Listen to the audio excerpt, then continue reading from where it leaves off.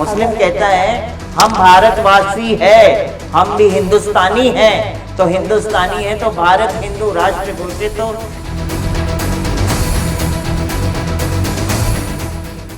कि वो जीवन में कभी सुखी नहीं रहेगा, ना उसका वंश सुखी रहेगा, उसका वंश बर्बाद हो जाएगा। राधे मेरी स्वामिनी, मैं राधे को दास।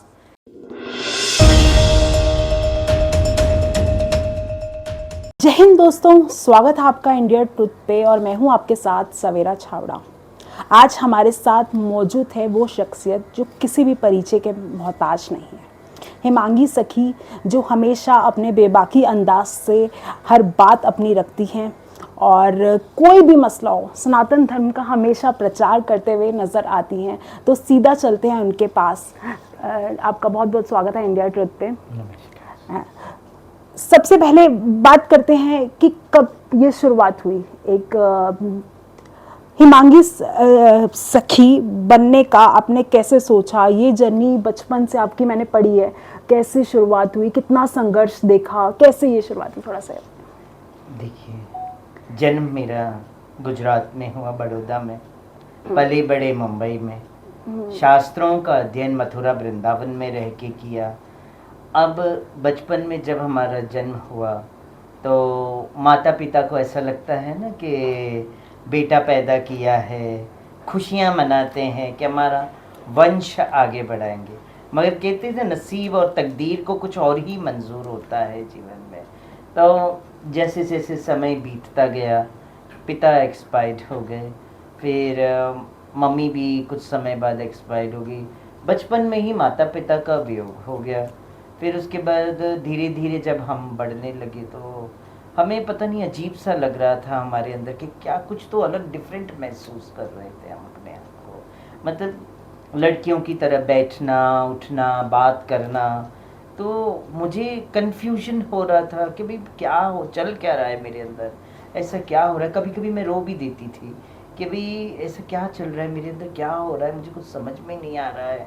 और फिर कभी कभी कैसे होता है कि लड़कों की तरह कपड़े पहनो तो बाहर निकलो तो लोग कमेंट भी करते हैं उस चीज़ को देखकर कि बिकॉज कैसे होता है ना, I was that time not true to my soul because I was a child, I don't know what is happening to me from inside, है ना, ऐसा था।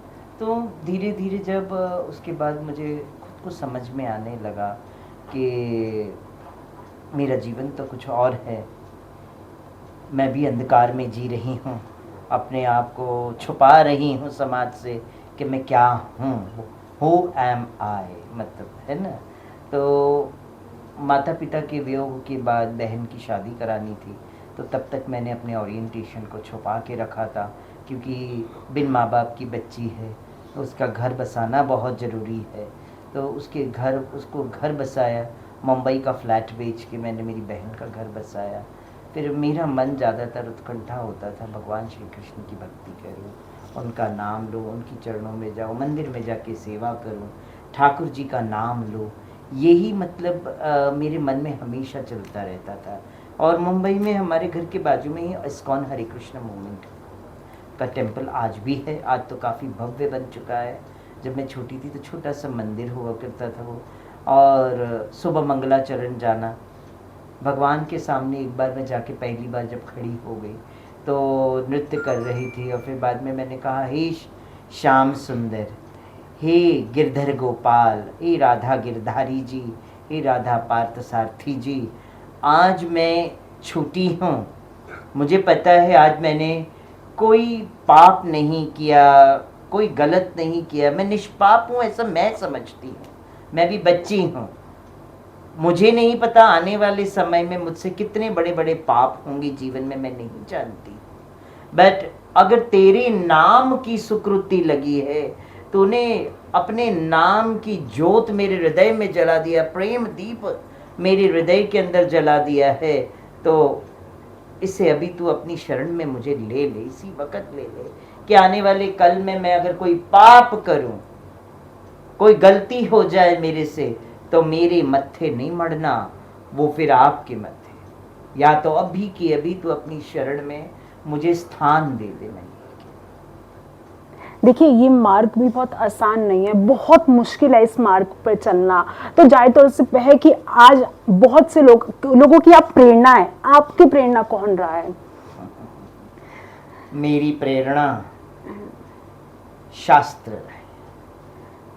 मैं शास्त्र सबसे बड़ा प्रेरणा होता है, क्योंकि हमारे शास्त्रों में ही सब कुछ वर्णन है कि भक्ति कैसे करना चाहिए, ज्ञान कैसे प्राप्त किया जाता है, वैराग्य शिखर पर कैसे पहुंचा जाता है।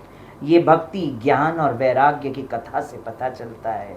और मैं तो बचपन से ही कथाएं टीवी पे सुनती रहती थी। छोटी थी तभी कई संतों के, 2-3 संतों की ही कथा उस वक्त आते थे। एक देव मूर्ति अम्मा करके हैं, उनका आता था। आशाराम बापू का आता था। हरे कृष्ण मोमेंट इस्कॉन की भी आते रहते थे कथा। तो मैं सबकी कथाएं सुनती रहती थी बस, और कुछ नहीं। और मंदिर में जाती थी तो सेवा करती थी। तो इसी तरह से मेरा मन तो कैसे न, प्रेरणा जो है मेरे शास्त्र ही मेरे लिए प्रेरणा है सबसे। जी बिल्कुल।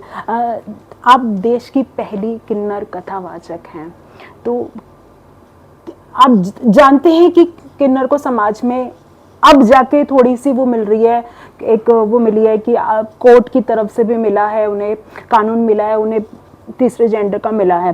तो आपको क्या लगता है कि धर्म ने आपका साथ दिया है, आज इस जगह पे आप बैठे हैं, आज किसी भी परिचय का मोहताज नहीं है, हमेशा अपने बेबाकी अंदाज से बात रखती हैं? तो क्या लगता है धर्म ने आपका साथ दिया है कि आपको बहुत आसानी से मिला?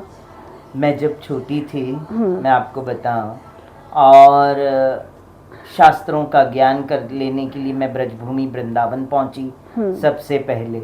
और उस वक्त अगर किसी को ये पता चलता कि आई एम ट्रांसजेंडर पर्सन, तो nobody will give me the entry in the आश्रम।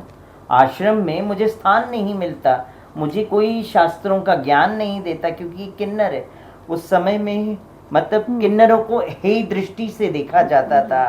कई कमेंट पास होते थे किन्नरों को, है कि नहीं। तो खुली जिंदगी अपनी वो जी नहीं पाते थे उस वक्त। तो मेरे लिए तो और ज़्यादा कठिन था, क्योंकि मैं शास्त्रों का अध्ययन करना चाहती थी। इसीलिए शास्त्रों के अध्ययन करने के लिए, आश्रम में रहने के लिए मैंने अपने ओरिएंटेशन को छुपाया। और मैं जैसे आम साधु कपड़े पहनते थे, सफ़ेद कलर की धोती कुर्ता और चादर पे ओढ़ लिया, वैसे ओढ़ के मैं ब्रजभूमि वृंदावन में घूमती थी और शास्त्रों का अध्ययन करती थी। और साथ ही साथ मुझे वहाँ गुरु मिले, गुरु ने दीक्षा दी, फिर उन्होंने शिक्षा दिया। शिक्षा देने के बाद एक दिन ऐसा समय आया कि हमारे गुरु ने हमें कहा कि I have something doubt on you, if you will reveal to me that will be very good for me. So फिर मैंने अपने गुरुदेव को सारी बातें उनके सामने रखी। तो उन्होंने कहा कि Vrindavan is not meant for the transgender, and plus this all thing is contaminated of your mind because you are the transgender. So I have given you the knowledge of shastras, so you are now bona fide. Go and cultivate this knowledge to your kind of a people, to all of the people in the world. जो पूरी विश्व को आपको जाके प्रचार करना है, ये मेरी आज्ञा है। आप वृंदावन में ना रहें, बाहर जाएं और बाहर जाके प्रचार करें, प्रसार करें और दुनिया के लिए खुद एक प्रेरणा का स्तोत्र बने, ये मैं चाहता हूँ। और फिर उसके बाद से मैं वृंदावन से निकली और फिर मैंने मेरा स्वरूप बदल लिया। फिर जो धोती कुर्ता और चादर में हेमांगी घूमती थी, शास्त्रों का अध्ययन करती थी, हेमंत से गुरु ने मेरा नाम दिया था हेमांग, बट उन्होंने कहा था हेमांग, मैंने गलती से नाम दे दिया, आपका नाम हेमांगी होना चाहिए था। तो मैंने बोला गुरुदेव आपके मुख से निकला है, वो कृष्ण की आज्ञा है, तभी आपके मुख से निकला है। आज से मैंने मन से मान लिया, आत्मा से मान लिया कि मैं तो हेमांगी हूँ। और जब मैं वृंदावन से निकली और मुंबई आई तो मैंने अपने सारे पुराने कपड़े जला के राख कर दिए और मैंने फिर अपना ये चोला ले लिया, साड़ी ओढ़ी और पहन के निकल पड़ी और कि कृष्ण अब के रंग में। कृष्ण के रंग में रंगने का पूर्णता समय आया है, तो लाओ आज साड़ी पहन के कथा करूंगी, सत्संग करूंगी। मैं I should be true to my soul now. कब तक छुपाए रखूंगी, कब तक दबाए रखूंगी अपने अंदर की फीलिंग को। आज समय आ गया है, स्वयं अखिल कोटि ब्रह्मांड का नायक भी चाहता है कि अब अपने ओरिएंटेशन में आ जा हिमांगी, और शास्त्र अब साड़ी पहन और ठाकुर जी का नाम ले और व्यासपीठ पे बैठ के कथा कर। तब से मैंने कथाएं करना चालू किया और फिर 2019 के इलाहाबाद के कुंभ में धर्माचार्यों ने मुझे अपनाया और धर्म की गद्दी पे बिठाया और महामंडलेश्वर की उपाधि से मुझे नवाजा। जी अच्छा, कैसा फील होता है जब मतलब एक जानते होंगे कि किन्नर को बहुत गलत तरीके से आज भी अगर उनको राइट भी मिला है तो आज भी समाज में वो थोड़े गलत तरीके से देखा जाता है। कैसा फील होता है कि आज आपको लोग पूछते हैं, मानते हैं, इतना आपकी कहीं भी बात को फॉलो करते हैं, आपको सुनना पसंद करते हैं? ये मैं बड़ा अपने आप को सौभाग्यशाली मानती हूँ। एक तो किन्नर जीवन है ना, ऊपर से भगवान ने कहते हैं ना सोने पे सुहागा है, कथावाचक बना दिया ईश्वर ने मुझे, महामंडलेश्वर की उपाधि पे बिठा दिया और समाज का अथाह प्रेम और सम्मान जो मुझे मिलता है, मुझे मैं अपने मन से कहूँ मैंने मेरा जीवन सार्थक कर लिया। मैं तो यही सोचती, मुझे कोई अफसोस नहीं है कि मैं किन्नर का जीवन जी रही हूँ। मैं तो कहती हूँ मैं बड़ी सौभाग्यशाली हूँ कि मुझे जीवन मिला है, चाहे किन्नर का क्यों नहीं है, मगर उसमें भी मैं ईश्वर के नामों का सुमिरन करती हूँ और जन जन का प्रेम मुझे मिल रहा है, और क्या चाहिए मुझे, है ना। एक सवाल ये पूछना चाहूँगी कि आज भी लोग किन्नर को एक गलत नज़र से देखते हैं, तो क्या लगता है कि अब भी किस बदलाव की ज़रूरत है? अभी भी समाज में दृष्टिकोण की, जो उनकी सोचने की धारणा है, उनके देखने की धारणा है, उनके समझने की धारणा है, वो बदलना बहुत ज़रूरी आज भी है कहीं ना कहीं। मगर मैं समाज को भी कहते हैं ना उलाहना नहीं दूंगी, क्योंकि हम देखते हैं भगवान राम के समय पे भी भगवान राम को समाज ने नहीं छोड़ा, उन्हें भी उलाहना दिया है कि नहीं दिया है। माता सीता को दर दर भटकना पड़ा है कि नहीं, उनको भी लोगों समाज ने उस वक्त नहीं छोड़ा। द्रौपदी को समाज ने नहीं छोड़ा द्रौपदी को समाज, द्रौपदी को निवस्त्र करने की पूर्ण कोशिश की गई और उन्हें कितने अपशब्द कहे गए उस वक्त भी। तो आज तो कलयुग है, तो हम समाज से क्या अपेक्षा कर सकते हैं। हम तो बस हमारा जो कर्तव्य है समाज के प्रति उसे पूर्ण करना है और पूर्ण करके भगवत धाम को लौट जाना है, श्री हरि के श्री चरणों में लौट जाना है। जी बिल्कुल। मैं ये जानना चाह रही हूँ कि किन्नर समाज में क्या बदलाव की ज़रूरत है अब भी? अभी भी किन्नर समाज के अंदर बहुत बदलाव की ज़रूरत है, क्योंकि किन्नर समाज को शिक्षित होना सबसे पहले बहुत ज़रूरी है। और जहाँ तक उनके नौकरी पेशे का सवाल है, तो सरकार ने कई सारी अपॉर्चुनिटीज़ दी है कि आज की डेट में किन्नर समाज अपना भरण पोषण कर सकता है। मगर कैसे है ना, जो पुरानी आदतें जो है अभी भी किन्नरों के अंदर से नहीं जा रही है बाहर, वो बहुत ज़रूरी है। क्योंकि हमारा जो जीवन है ऐसा करने के लिए नहीं है। सिग्नलों पे खड़े रह के भीख मांगना, प्रोस्टिट्यूशन करना, ये शोभा नहीं देता है ना। मगर आज के समय में ऐसा हो गया है कि किन्नर से ज़्यादा साड़ी के भेष में पुरुष भी आजकल सिग्नलों पे खड़े हो गए हैं, क्योंकि शॉर्टकट अर्निंग मनी समझ लिया है। आपको अगर कोई किन्नर अगर मिले तो आप क्या करोगे, पर्स से निकाल के 100, 200, 500 दे दोगे कि भाई नहीं जाने। तो आज क्या हो गया है कि पुरुष वर्ग का कई ऐसे लोग हैं, तथा कथित सबको नहीं कहूँगी, तथा कथित ऐसे लोग ये साड़ी पहन रहे हैं और बाद में उन्होंने ये शॉर्ट अर्निंग चालू कर दिया है, ऐसा हो गया। और किन्नर समाज को कैसा है कि बहुत अभी बदलना पड़ेगा अपने आप को, अपने कैरेक्टर को, अपने जॉब के लिए भी। जैसे हम कोई भी कार्य कर रहे हैं, अगर दुकान पे भी मांगने जा रहे हैं तो ज़रूरी नहीं है हमारा काम, मैं कहती हूँ ऐसा नहीं ऐसा करना है, ऑटोमेटिकली आपका भरण पोषण समाज करेगा, है ना। बहुत सारी मूवीज आ रही हैं, आपने देखी भी है। लोग एक मूवी देखते हैं, वो मूवी के 3 घंटे जो होते हैं ना, सब मोटिवेट हो जाते हैं हमें, नहीं ऐसा नहीं ऐसा, बट वो 3 घंटे के बाद निकलते ही ना वो सब भूल जाते हैं। तो ऐसा क्यों? हम कथा भी सुनते हैं, आप कथा में भी आप बहुत अच्छा ज्ञान देते हैं, लेकिन वो कथा जब तक आप सुन रहे हैं ना, तब तक वो वाइब्रेशंस आपके पास हैं, जितने भी वहां पे 90% ऐसा होता है कि बाहर निकलते ही सब अपने ही उस लाइफ में फिर से वो लौट आते हैं। तो क्या ऐसा करें, क्या मतलब किस तरीके से कि लोग एक स्टिक रहे कि नहीं, हाँ ऐसा है, हमें हम जो गलत कमेंट पास करते हैं हमें वो नहीं करना, लेकिन क्या है कि हम मूवी में तो दिखाएंगे बहुत बड़ी बड़ी बातें लगेंगी या जो भी, लेकिन अपने अहम जो अपना असल जीवन है उसमें हम नहीं अपना पाते हैं। तो ऐसा क्या हो कि वो स्थिर हो जाए? देखिए, अपने आप को स्थिर करने के लिए अपने मानसिक संतुलन को स्थिर करना बहुत ज़रूरी है ना। और उसके लिए कैसे होता है कि गुरु की शरण में जाना पड़ता है सबसे पहले।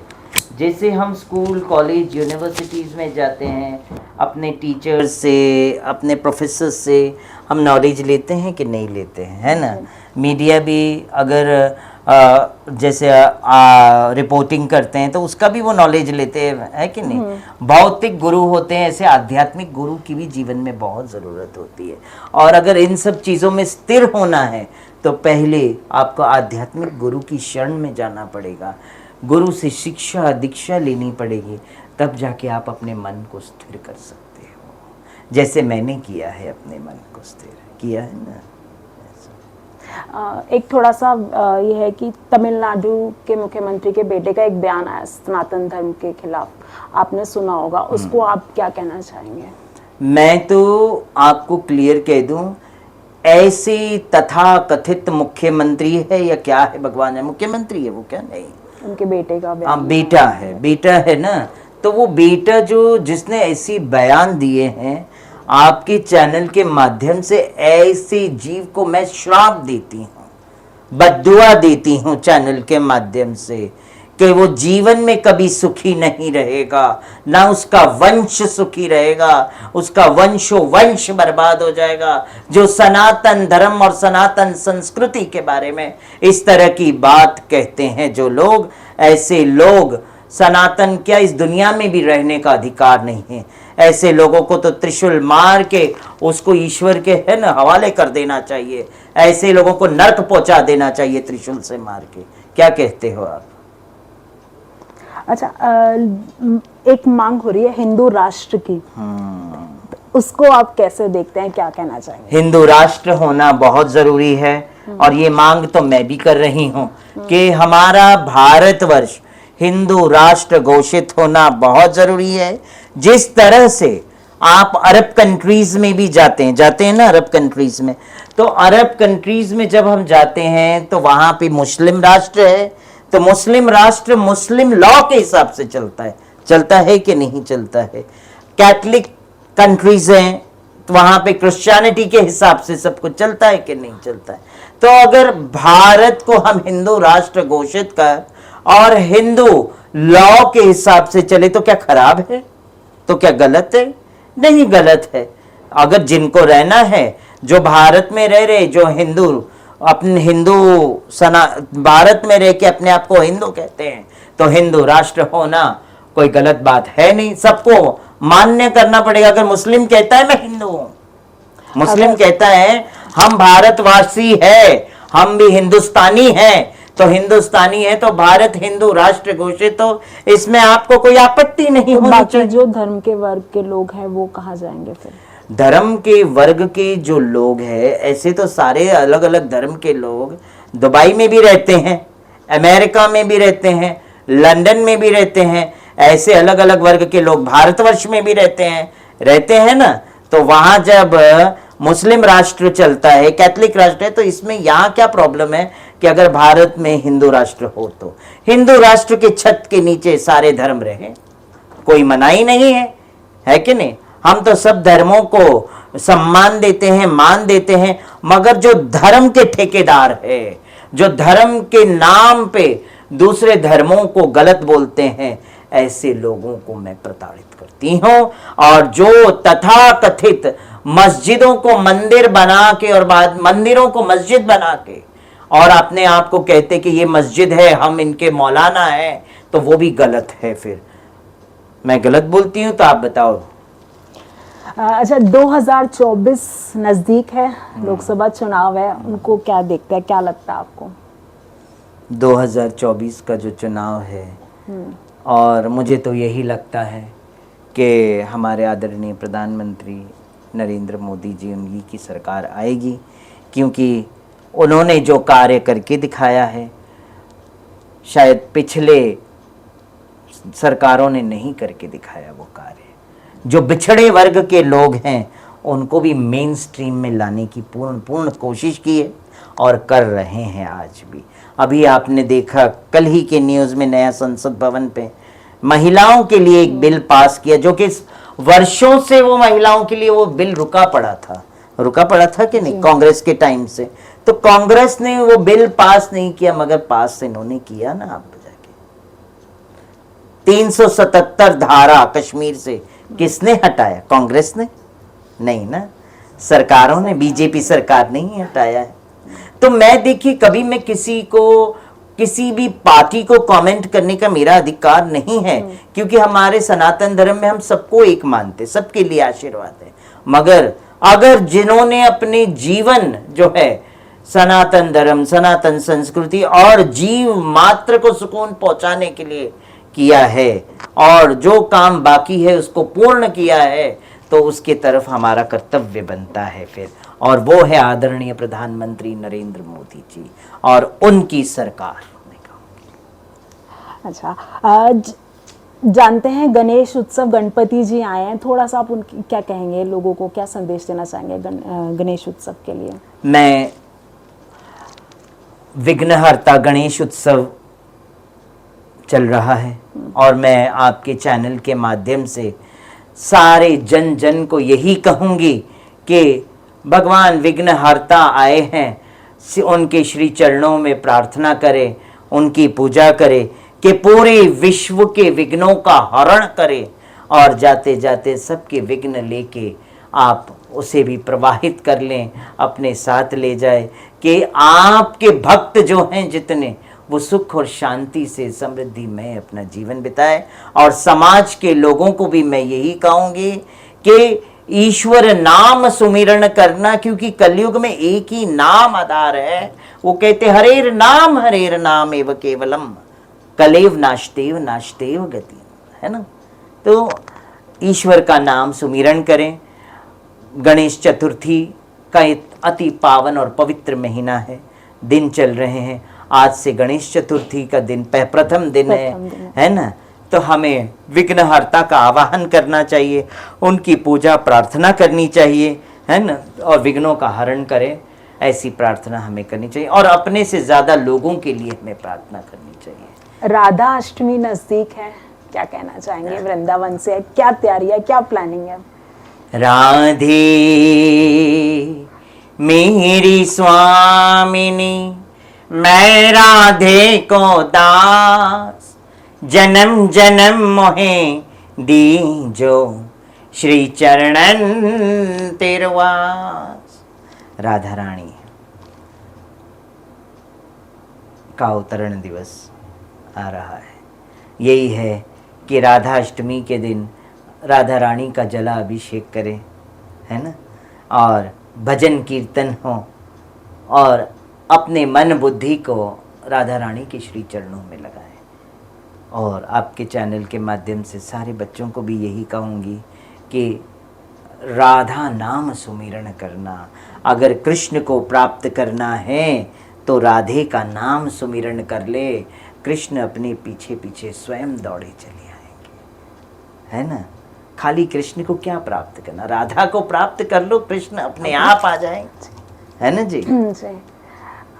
एक सवाल, यूथ आज भटक रहा है और आप जैसे कि धर्म के मार्ग पे हैं, कथा करती हैं, तो यूथ को कैसे क्या संदेश देंगे, वो किस तरीके, आज सब मोबाइल फोन्स पे लगे हुए हैं, तो वो प्यार फैमिली से दूर, क्योंकि आई थिंक परिवार से दूर होने का दर्द आप बहुत अच्छे से समझ सकते हैं, लेकिन आज हर कोई परिवार से दूर है, मोबाइल फोन्स पे लगा हुआ है, एक वो गैप आ गया है परिवार के अंदर, और कैसे वो धर्म से जुड़े, क्या अपनाए, क्या तरीका हो कि वो धर्म से ज्यादा जुड़ सके। देखिए, पहले तो मैं यूथ को गलत नहीं कहूँगी, ये तो हम धर्माचार्यों का कर्तव्य बनता है कि यूथ को शास्त्रों का ज्ञान दे, है ना। और शास्त्र में बताया गया है कि जीवन कैसे जीना चाहिए, है ना। ये हमने हमारा जीवन जो है मोबाइलों को सौंप दिया है। आज अगर आपके हाथ में, हमारे हाथ में मोबाइल नहीं होगा तो हमारा जीवन अधूरा लगता है, कि बोलते हैं हमें माता पिता या भाई बहन कोई नहीं होगा मगर मोबाइल जरूर चाहिए हमारे हाथ। तो अगर मोबाइल को अपना साथी बनाया है ना, तो थोड़ा सा मोबाइल और खोल लें और उसमें जो शास्त्रों के बारे में नॉलेज दिया गया है उसे अपने जीवन में उतारने की पूरी कोशिश करें। यही मैं यूथ से प्रार्थना करती हूँ, क्योंकि न्यू जनरेशन्स के बच्चे आध्यात्मिक को अब समझ रहे हैं। कई यूथ बच्चों को मैंने देखा है जो कृष्ण नाम सुमिरन कर रहे हैं, शास्त्रों का अध्ययन भी कई यूथ कर रहे हैं। आज आपके दिल्ली से कई ऐसे यूथ है जो यंगस्टर्स हैं, वो वृंदावन जाते हैं, बांके बिहारी जी के दर्शन करने, हैं, निधि बन जाते हैं और चाहते हैं कि हम वृंदावन में जाके रहें। तो ये यूथ ही है जो कर रहे हैं। अच्छा, ये आज और कोरोना काल के आने के बाद तो यूथ और भी सरेंडर हो चुका है धर्म के लिए, और भी सरेंडर हो चुका है, क्योंकि उन्होंने मौत का तांडव देखा है हर घर के अंदर यूथ ने। तो यूथ ने तो समझ लिया है कि आज नहीं तो कल हमें जाना है, कोई सदा के लिए इस पृथ्वी पे नहीं रहा है। तो जब तक है तब तक ईश्वर नाम सुमिरन करे, अपने जीवन को कमल के पुष्प की भांति बनाए। जो संसार रूपी कीचड़ में ये कमल खिलता है, पैदा होता है, खिलता भी वही है, मगर जब वो कीचड़ का त्याग करता है तो चढ़ता किसकी चरण में है? श्री हरि के चरण में चढ़ता है, अखिल कोटि ब्रह्मांड के नायक के चरणों में चढ़ता है। तो हमारा और आपका हम सबको मिलकर अपना जीवन भी कमल की भांति बनाना चाहिए कि संसार रूपी जब कीचड़ का त्याग करें तो श्री हरि के श्री चरणों में पहुंच जाए। और मैं तो अपने बारे में क्या कहूं, एक ही चीज कहूंगी कि मैं तो मीरा के पच्चिनों पे चलती हूँ। अरे मैं तो प्रेम दीवानी, अरे मैं तो प्रेम दीवानी, मेरो दर्द न जाने को, मेरो दर्द न जाने को, जाने तो जाने, जाने तो जाने, मारो गिरधर गोपाल, दूसरों न कोई, दूसरों न कोई। अच्छा, आप इस मार्ग में चले तो ना जाने आपको रोकने वाले बहुत लोग मिले होंगे, तो इस मार्ग पे चलने के लिए कई कठिन रास्तों पे चली हूँ, कई कांटों पे चली हूँ, कई लोगों ने मुझे बदनाम करने तक की भी कोशिश की, मगर ऐसे लोगों को भी मेरे श्याम सुंदर बांके बिहारी ने ऐसा जवाब दे दिया कि आज वो देखते ही रह गए हैं कि क्या थी और कहाँ से कहाँ पहुँच गई। आज मेरे तो ठाकुर कहते हैं तो बोलता जाए उससे कोई फर्क नहीं पड़ता है, जो मेरी नजर में बैठ चुका है फिर तो समाज को तो छोड़ दो, है ना। तो इसीलिए कैसे दुनिया क्या बोलती है उस पे मत जाओ। अगर नरेंद्र मोदी प्रधानमंत्री जी हमारे दुनिया उनके बारे में भी बहुत कुछ बोलती है, मगर वो नहीं सुनते, उनको जो करना है वो अपना कार्य करते हैं ना। तो ऐसे है कि आज की डेट में कई लोग धर्माचार्यों के बारे में बोलते, मगर अगर हम उनका सुनते रहेंगे तो हम आगे अपना कार्य नहीं कर सकते। हमें तो आगे की ओर देखना है ना, पीछे जो छूट गया, हमें उसको नहीं देखना है, हमें आगे देखना है, क्योंकि हमें हमारा जीवन समाज के लिए उदाहरण का स्तोत्र बनाना है कि नहीं। जब हम जाएं इस धरती से, इस पृथ्वी से अलविदा लें, तो जाने से पहले समाज के लिए उदाहरण का स्तोत्र बने, आने वाली न्यू जनरेशन्स की पीढ़ियों के लिए हमारा जीवन एक उदाहरण बने, है कि नहीं, और वो भी अपने जीवन को इसी तरह से चलाए। जाते जाते एक आखिरी सवाल पूछना चाहूँगी कि आपका जीवन वैसे ही सबके लिए उदाहरण है, इसमें कोई शक नहीं है। तो बहुत से जो लोग हैं, कोर्ट से आदेश आ चुके हैं, सब जॉब करना, मतलब आप किन्नर समाज के लोग अब जॉब कर सकते हैं, लेकिन फिर भी लोग गलत तरीके से सड़कों पे भीख मांग रहे हैं, जो गलत है। उनको अब राइट मिल चुका है, वो काम करें, नौकरी करें। तो क्या उन्हें आप क्या मैसेज देना चाहेंगे कि अब वो इस तरीके से अपनी जिंदगी एक सही रास्ते पर लेकर आए? देखिए, आज की डेट में मैं आपको बताऊं, कई किन्नर है जो जॉब कर रहे हैं, मगर कई ऐसे भी है जो पुरुष के वेश में साड़ियों में घूम रहे हैं और समाज को भ्रमित कर रहे हैं किन्नर के नाम से, और पैसा मांग रहे हैं, उनको भीख मांग सही रहे कैसे हैं। किया जा सकता है? उनको सही तो हम नहीं कर सकते, उनको सही तो पुलिस प्रशासन कर सकती है और समाज कर सकती है। जब उनके पास कोई ऐसा व्यक्ति जाता है पैसे मांगने के लिए, तो उनसे आइडेंटिफिकेशन प्रूफ मांगे। सरकार ने आज तो आइडेंटिफिकेशन प्रूफ हर किन्नर को दिया हुआ है। आधार कार्ड भी अभी किन्नरों के जेंडर के नाम से है, ट्रांसजेंडर के नाम से आधार कार्ड इशू हो चुके हैं, पासपोर्ट इशू हो चुके हैं, पैन कार्ड इशू हो चुके हैं, वोटर आईडी कार्ड इशू हो चुके हैं। तो मैं तो समाज को यही कहूंगी, आप आंख बंद करके ना चले, आप आइडेंटिफिकेशन प्रूफ मांगे और फिर उसके बाद उनको जो बधाई देनी है दें। सही कह रही हूँ, गलत कह रही हूँ? ये तो हमारे साथ मौजूद है मांगी सखी जी, इन्होंने बताई अपनी पूरे संघर्ष की कहानी। फिलहाल इस वीडियो में इतना ही, मिलते हैं आपसे अगले वीडियो में। जय हिंद।